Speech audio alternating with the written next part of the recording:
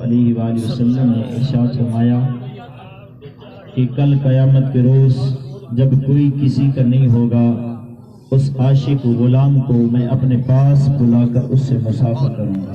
سبحان سبحان۔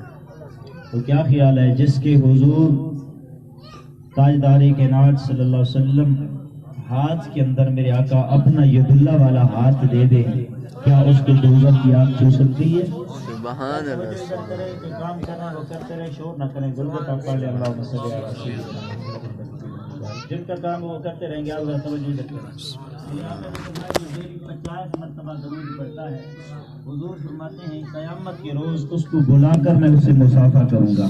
سبحان اللہ۔ اسی طرح میرے آقا نے فرمایا جو ڈیلی 100 مرتبہ درود پڑھے گا، میرے آقا صلی اللہ علیہ وسلم نے فرمایا کہ اس کی ماتھے پر، پیشانی پر یہ لکھ دیا جاتا ہے یہ نفاق سے بھی پاک ہے، دوزخ کی آگ سے بھی پاک ہے۔ سبحان اللہ۔ اور اسی طرح فرمایا کہ جو ڈیلی 1000 مرتبہ درود پڑھتا ہے، میرے کریم سونے آقا صلی اللہ علیہ وسلم نے ارشاد فرمایا کہ اس وقت تک وہ مرے گا نہیں میرا غلام جب تک اپنا ٹھکانہ جنت کے اندر دیکھ نہ لے۔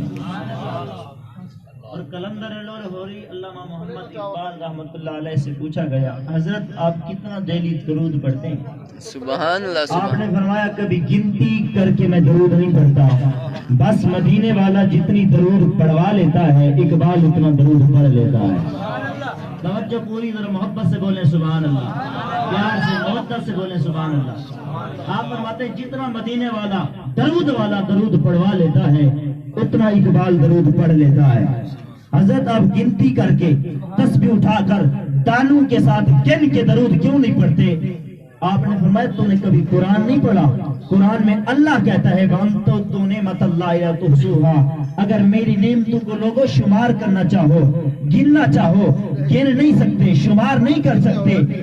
علامہ اقبال نے کہا بات یہ ہے جس طرح اس کی نعمتیں شمار نہیں کی جا سکتی تو مدینے والے کے احسانات بھی شمار نہیں ہو سکتے، لہذا میں کون ہوتا ہوں اقبال کہ میں درود کو شمار کر کے پڑھوں؟ نہیں، جتنا مدینے والا درود پڑھوا لیتا ہے ہم اتنا درود پڑھ لیتے ہیں۔ سبحان اللہ سبحان اللہ سبحان اللہ سبحان اللہ۔ حضرت علامہ محمد احمد یار خان نعیمی، لاہور کے اندر نعیمیہ مدرسہ مشہور ہے، آپ نے اپنی کتاب کے اندر لکھا کہ پوری جملے آخری ہے، پوری توجہ کرنی ہے ادھر آپ نے، کہ پوری دنیا کے اندر جتنی مکھیاں ہیں نا قیامت کے روز ساری دوزخ میں جائیں گے۔ کیا؟ ساری دوزخ میں جائیں گے۔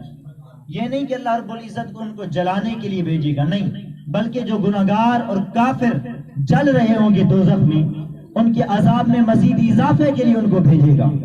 لیکن آپ فرماتے ہیں انہی مکھیوں کی قسم میں سے ایک قسم ایسی بھی ہے جو سیدھی جنت میں جائے گی۔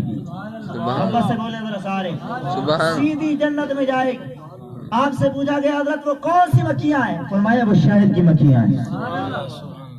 وجہ ریزن سبب کیا ہے؟ فرماتے ہیں کہ جب یہ اپنے چھتے کی طرف جاتی ہیں تب بھی حضور کی ذات پر درود پڑھتی ہیں، جب ارد گرد گھومتی ہیں تب بھی درود پڑھتی ہیں۔ میرا سوال آپ سے ہے حضرات گرامی، وہ مکھیاں اگر حضور کی ذات پر درود پڑھیں ان کا ٹھکانہ جنت ہو، ہم حضور کے غلام ہو کر حضور کی ذات پر درود پڑھیں ہمارا ٹھکانہ جنت نہیں ہو سکتا۔ سبحان اللہ سبحان اللہ۔ آقا صلی اللہ علیہ وسلم کے غلاموں اور میرے آقا کا فرمان ہے، حضور نے فرمایا جمعے والے دن کثرت سے درود پڑھا کرو، کثرت سے درود پڑھا کرو۔ ہفتے کے بقیہ دنوں میں تمہارا درود میری بارگاہ میں فرشتے پہنچاتے ہیں۔ اس کا ہرگز یہ مطلب نہیں کہ حضور نہیں سنتے، حضور جب چاہیں، جس آن چاہیں، جس لمحے چاہیں، جس وقت میں چاہیں، جس وقت کی اکائی میں چاہیں، جہاں پر چاہیں حضور کرم بھی فرما سکتے ہیں، درود بھی سماعت کر سکتے ہیں۔ اور کوئی کہے کہ حضور کرم نہیں کر سکتے تو میرا صرف اتنا سوال ہے، امام بصیری کو جب فالج صدا ہو گئے تھے، امام بصیری گھر والے، بیوی، بچے، رشتہ دار، محلے والے، بستی سارے چھوڑ گئے تھے، حتیٰ کہ بیوی تانے دیتی تھی تو کہتا تھا بادشاہوں کے ساتھ میرے تعلقات ہیں، تیرے تعلقات کہاں گئے؟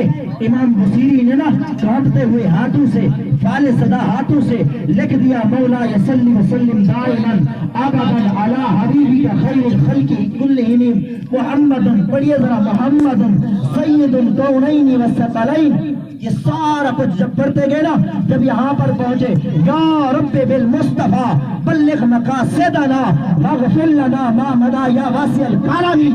یہ شعر پڑھانا میرے آقا نے کرم سبحان اللہ سبحان اللہ. کرم فرماتے ہیں اللہ کے گرامی. لیکن بات یہ ہے کہ ہماری توجہ حضور کی طرف ہو. دعا دوں کہ اللہ رب العزت میری چند منٹ کی حاضری قبول فرمائے. آمین بجاہ نبی کریم.